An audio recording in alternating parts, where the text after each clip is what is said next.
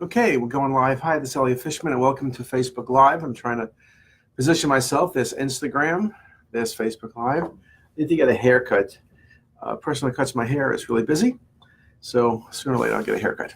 Anyway, great to be here, and hopefully you're having a good week. Today is like the end of February, February 28th. Tomorrow's March, so I think we've survived the worst of winter, probably. Baltimore will end up getting snow sometime in March or April, but it'll be a lot of snow going a day. So the groundhog maybe was right that winter will be relatively benign. So let's get started. And I think today I was supposed to speak about incidental liver lesions. And I've been trying to, over the last couple of weeks, and trying to come up with topics, picking topics that are very practical that you can discuss without showing slides. Now, we do have a lot of stuff on CTisus. Obviously, we have a lot of teaching files on the liver.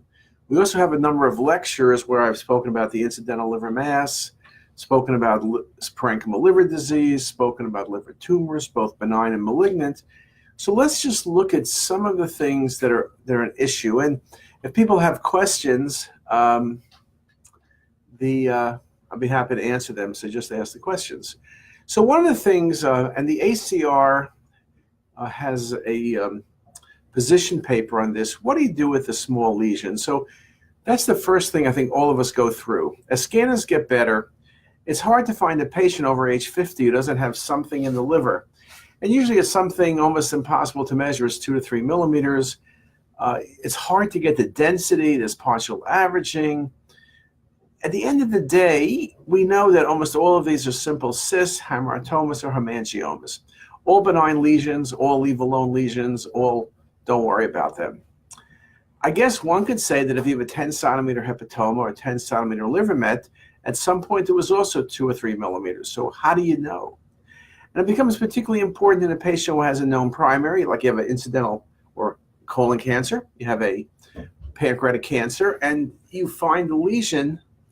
If all of a sudden you say this pancreas mass, which is resectable, has a liver lesion that's a metastasis, you're stage 4, you're not resectable. Colon cancer, local lesion, you're stage 1, you're also just stage 4. So you have to be very careful. People write this report, which drives the clinicians crazy, which usually means they're going to call me up to drive me crazy. But they're right. Someone will say, well, there's a lesion that's 3 millimeters, advice clinical correlation. What does that mean?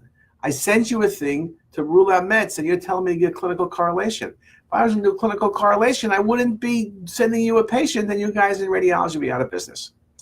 So when I tell people, we tell people at our courses, is that there are many of these small lesions. Now, if I only see it on one phase, let's say we only have venous phase available, I'll just say the lesion is 3 millimeters.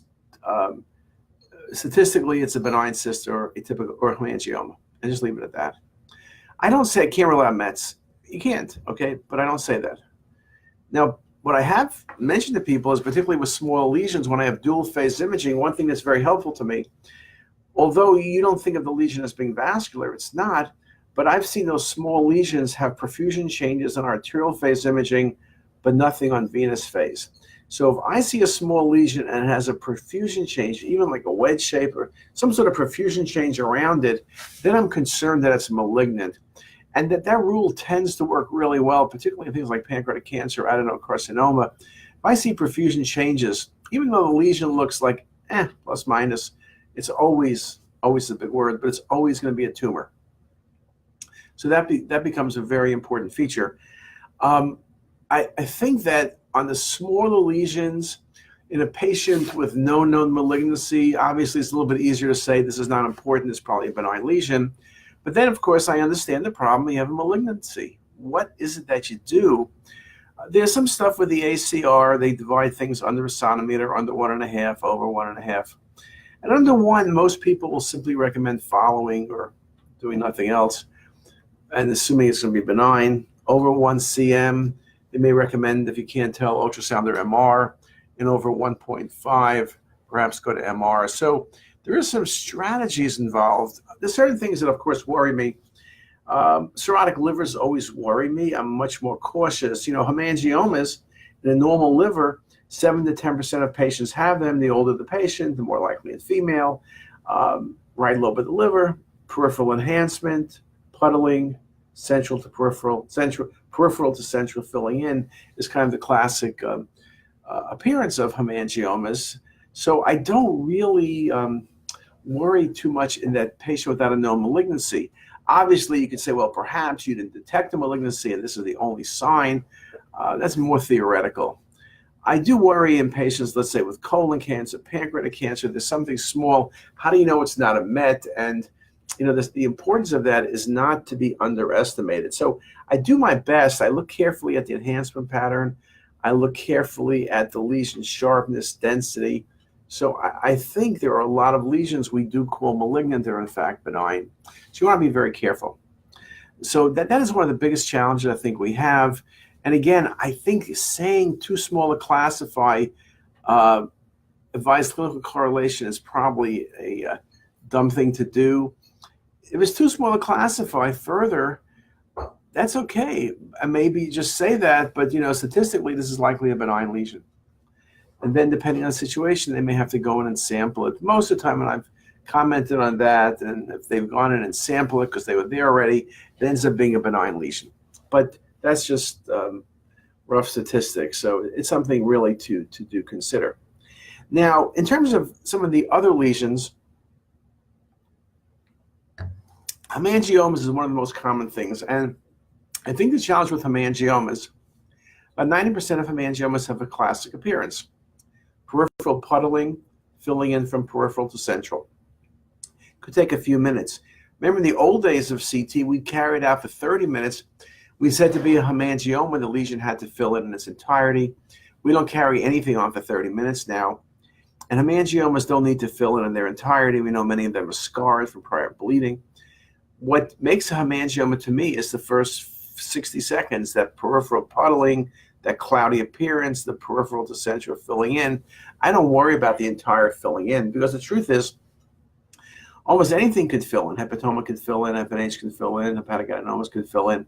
You name it, they can fill in. So the filling in and of itself is not critical, but it's that peripheral puddling. You can see ring-shaped lesions, metastasis from neuroendocrine tumors, but nothing behaves like a hemangioma. Nothing has that really nice puddling, and then that peripheral to central filling in. In saying that, there are a couple of mistakes that happen with hemangiomas. One is if you only have arterial phase imaging, hemangiomas may not fill in, or they may not start to puddle. The puddling is probably best seen in about 60 seconds, and so those 30-second images, if that's all you've had, it's a problem. With very early arterial phase liver, you can see vascular lesions, you can see some neovascularity, but hemangiomas, not uncommonly, it's not until about 50 to 70 seconds that periphery enhances. When the periphery enhances, then you have that puddling, then I'm really comfortable with making the diagnosis. But if you're doing early arterial phase or even regular arterial phase, a not insignificant proportion of hemangiomas will go undetected, and you'll be calling them indeterminate masses, advice for the follow-up, including potentially biopsy. It's just the fact that hemangiomas at 30 seconds may not have peripheral enhancement that you can visualize, and they may not fill in. So my recommendation is make sure that it's only not those early images that you're looking at, because you can have a significant problem of calling something indeterminate when 30 seconds later I could have been 100% positive and called it hemangioma. Hemangiomas, of course, big and small. The really big hemangiomas, over 5 cm, are cavernous, giant cavernous hemangiomas, but I've seen them 15, 20 centimeters. Those are the ones that are resected because the patient has symptoms. Those are not hard. I think the hardest hemangiomas are the smaller ones. I think particularly the really small ones, the 1 cm ones, they often have like a ring appearance, like a donut. You see the middle of the donut, and you kind of wonder what the hell's going on here. It's somewhat challenging to get those patients, but again, it's important to consider that appearance. So if you've seen a few of them, it's a perfect ring like a circle. It's not irregular, it's not thickened, there's no perfusion changes, and I've seen that not an inconsequential number of times. Now, I should mention that one of the things about hemangiomas, if you think about it, they're really pools of blood, which means is if you have cirrhosis, There's fibrosis, loss of volume, compression. Patients who have cirrhosis, I have a hard time ever calling hemangioma. Cirrhosis, I'm thinking hepatoma. I'm thinking don't show a hemangioma because hemangiomas are rare in cirrhotic livers. And the reason for that is because the patient has a cirrhotic liver and because hemangioma is a blood pool, basically, it's like a sac, the fibrosis compresses it and basically contracts it and it's gone. So most of the time, if you have a hemangioma, the liver becomes cirrhotic, it's gone. So if I see something in the liver, in a cirrhotic liver, I better worry about the neuroendocrine tumor, it's vascular. I worry about hepatoma. I worry about different metastases, neuroendocrine tumors. A lot of things you can worry about, but what you can't be at times letting the logic of the process of how you evaluate get in the way. So I need to have some rules for me to be thinking about. So when I think about cirrhosis, I'm worried about hepatoma. You just can't call hemangioma. If you think something's really hemangioma, you might be right, but you might want to get an ultrasound or an MR, unless it's so classic. And you can have hemangiomas in cirrhotic livers, don't get me wrong, but it's so rare that you're more likely to be missing something else. So that's just a good word of caution. Now, we also speak about different hepatic lesions, focal nodular hyperplasia, vascular lesions, central scar, central feeding vessel, just a great mimicker. If it's not perfectly positioned, can simulate other lesions. Maybe you think about hepatoma, but it's not a cirrhotic liver. FNH is typically not in a cirrhotic liver. So it's a very, very good diagnosis. Remember, FNH is a leave-alone lesion. Now, when you speak FNH, you also speak about hepatic adenoma. Hepatic adenoma is more challenging. The patient with a problem with hepatic adenomas is they're basically considered pre-malignant. So you get hepatic adenoma, you can end up with a hepatoma later on. So many people will say, or most people will say, is you have hepatic adenoma, you're resected. Now, the problem with hepatic adenomas also is they bleed. So often the presentation of hepatic adenoma is spontaneous rupture and that's it. The lesion ruptures, there's bleeding in the abdomen, subcapsular, and you don't even see the lesion because when it ruptured, it was in a sense destroyed. So when we talk about hepatic adenomas, we talk about multiple lesions, we talk about active bleeding. So if I see a liver lesion that bled, short of trauma, short of biopsy, I'm always going to go with hepatic adenoma. There's some classifications about hepatic adenoma. The big issue is this development into hepatoma. Some of the new classifications show that based on cytogenetic markers, you can figure out which people are at risk for developing malignancy and which ones are not. So that indeed will prove to be helpful, I think, long term. Now, when you talk about hemangioma, I talked about peripheral puddling. FNH, we talk about a lesion that gets very bright, very homogeneous bright, central scar, often a feeding vessel from the hepatic artery. With FNH, we say it gets very bright, but only as bright as the IVC, not the aorta. It's a critical feature. Now, hepatic adenomas have a range of appearances. The biggest challenge with hepatic adenomas is something that look like hepatomas, irregular, hypervascular, not homogeneous, all the things. But again, probably doesn't matter because hepatic adenoma or hepatoma, it's going to be coming out as a precursor lesion if it ends up being hepatic adenoma. Now, with hepatoma, again, cirrhotic liver, one of the common things, certain medications. The thing about the cirrhotic liver is it's nodular, prominent caudate lobe, prominent left lobe, smaller right lobe, all the things we kind of know. And again, hepatomas can be hard to detect because early on they're small. You may see some irregular vascularity because of the patient's, some of the processes. It can be kind of tricky. You have AV shunting. So you need to be very careful. I think one of the hardest diagnoses are small hepatomas in cirrhotic livers. It's very tricky because you don't want to overread a cirrhotic liver because it's irregular, it's nodular. You can call everybody having cirrhosis. You need to see a distinct mass. So I think things are coming along to really help accentuate that. We are doing deep learning of the pancreas. We will move over to liver at some point, not anytime soon, but we will get there, I think, eventually. We also talk about some things that mimic liver lesions. One is focal fat. So focal fat can simulate metastasis, creates perfusion changes, You want to be very careful. Focal fat is triangular. You look at coronals and sagittals. Really has a nice, really good shape. So I think that's kind of challenging. Also, patients have varices, particularly patients with cirrhosis, have large varices, recanalization of the umbilical vein. And I always am concerned that if you don't have a late phase imaging, or at least venous phase, some of the varices can simulate adenopathy, they can simulate a splenic mass, they can simulate adrenal masses. There's many things they can do. So I think it's a matter of really thinking about those possibilities and understanding them. Again, this idea about false positives and false negatives in CT is something we always address. I'm not sure what's worse, but you don't want to be overcalling things beyond reason. We've joked about this, but the more I look, there's some people who every report has 40 different possibilities. Okay, well, that's not helping anybody.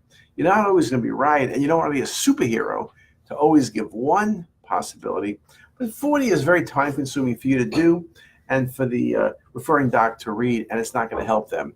And I think unless the referring doc has confidence in you, things are not going to go well. So I think that becomes a very, very important point. So what else? Anyone have any questions? Let me see. Nice mustache, that doesn't count. Kathy, first conference I was in the 90s at the Broodmore. That was a terrific conference. Well, appreciate coming to all those other meetings. Okay, you've retired after 49 and a half years. Oh my God. Well, you know, there's always a second career. You know, well, we wish you the best if, you know, but you could always come to the meetings. You know, you're never too old or too experienced to learn something new. And I think CT, even after 49 and a half years, is still going strong.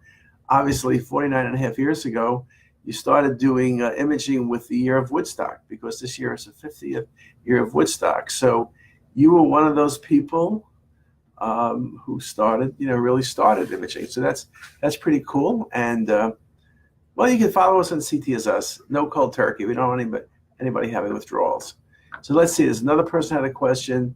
I have to admit I can't read it. I think it's Greek or something, but I'm not sure what it says, and I'm not going to even try. My Greek ain't what it used to be. And then nice mustache. Yeah, okay, I agree with that. Let's see what else. Anybody have any other questions? If not, I think we will call it a day. So maybe we'll call it a day. And again, you can put things on Ask the Fish. We're redoing a lot of our stuff. You saw this new deep learning section went live. 3 of our apps went live today. Updates, the app on the iPhone and iPad for lecture series and the cardiac app all became souped up and live, better than ever today. And you know, we will be trying to again think of topics to discuss. If you have any ideas of anything you'd like me to discuss, or any topics, ideas, suggestions, let us know and we'll take it from there. So with that, I think I'll say goodbye to everybody. Have a great day, and we'll see you next time. Goodbye.